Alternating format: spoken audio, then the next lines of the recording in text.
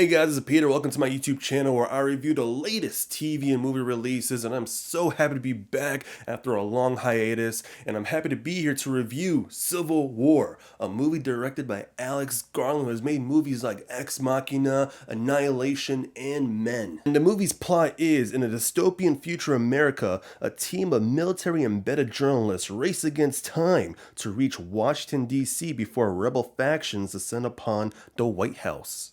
Now, judging by the trailer, I was a bit skeptical because I thought this movie was going to be very political, right? You got the far left, the far right clashing with each other. That's how the movie kind of presents it too, especially with the online chatter on how this trailer was presented, especially during an election year. I thought, all right, let's see how political we're going to go in this movie. And thankfully, it's really not that. It's very neutral. You could say it's apolitical, but the movie works without bringing up those discussions because we're already in a future dystopian America. It's already a civil war. It doesn't explain how it happened, but there is a poster released by A24 about where these factions stand, and it's pretty interesting. So really you could just make up your own theories on how this was presented.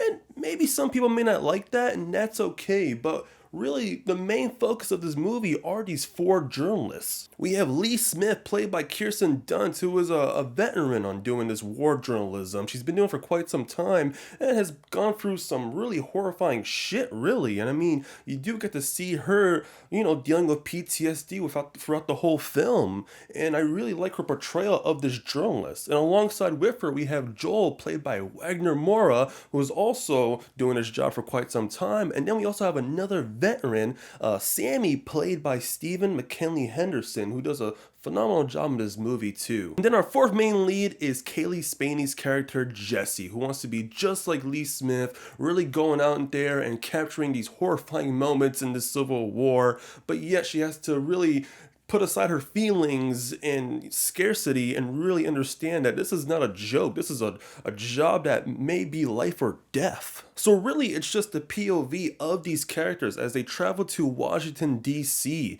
And there's going to be some horrific scenery. There's going to be some horrifying encounters that they don't really want to deal with, but that's their job. This is something that they really need to do and really prove themselves as journalists to really bring out what's happening in America. They're the ones capturing these moments because without them, people won't know what's happening. And speaking of horrifying encounters, we do get Jesse Plemons, who is presented in this movie for like a couple of minutes, really, like one terrifying, tense scene, but he does a great job portraying, the kind of like a calm bad guy who will kill you, but really will question you and tease you before you die.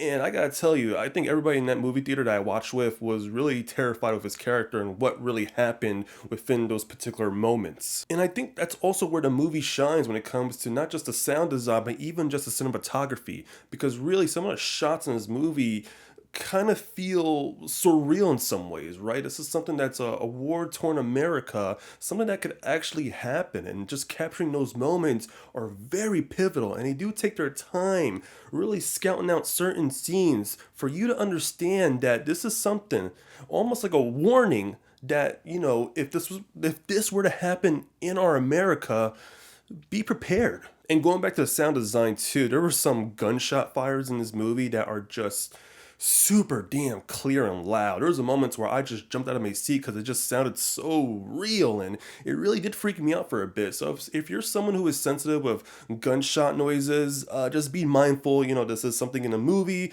and I think it's portrayed very, very well. And even for all the chaos in this movie too, you do get to see the characters driving through certain parts of America and really trying to find peace within these horrific moments too, whether it's gunshot fire happening day and night, whether it's a forest fire going through the ambers, and even just laying down the grass, just admiring nature, even though there's gunshots flinging at them. It's pretty well shot too, and just seeing how much work these journalists have to go through, no matter if it's life or death, it's really interesting, and I do like that aspect of this movie. And really my only complaint is some of the scenes that happen are kind of rushed. Like there's something missing in between, whether these characters are on the road and then they jump into another scene where they're in between gunfire, and it's just like I would have liked maybe just a couple of minutes of how they got there. It just felt too quick, especially towards the last third act of the movie.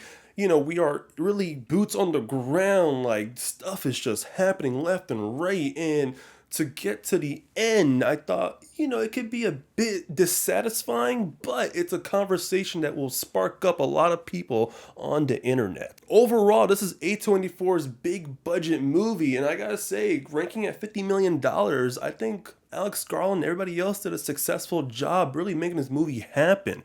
For such a fairly amount of money, you can make something pretty terrific with some great VFX shots, great scenery, good casting. Because even when you look at other action movies that are, $200 million, they do feel sluggish and soulless. So for a movie that's kind of this low budget for A24, well, considering it's a high budget movie, the first one for A24, I have to give them props, and I do hope they make their money back and continue to make more films like this and really inspire other filmmakers to just have a tight budget and make something pretty damn creative. Overall, this is a movie that you should watch on the biggest and loudest screen, whether it's Dolby Atmos or IMAX. I highly recommend watching this movie if you have a chance. And again, this movie is not political, so you can go into this movie and really understand what's happening with these four characters and still have an enjoyable time, but also have a conversation and a realization that, this might be something that could happen in our future. So it's a good point of view. Again, it's a high recommendation. Right now, I'm going to give it a 4 out of 5. I think it is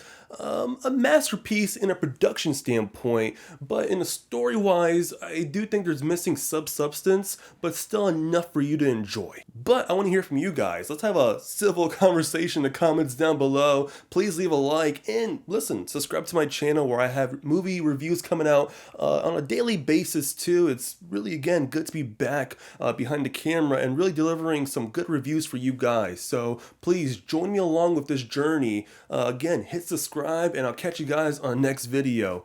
Take care. Bye-bye.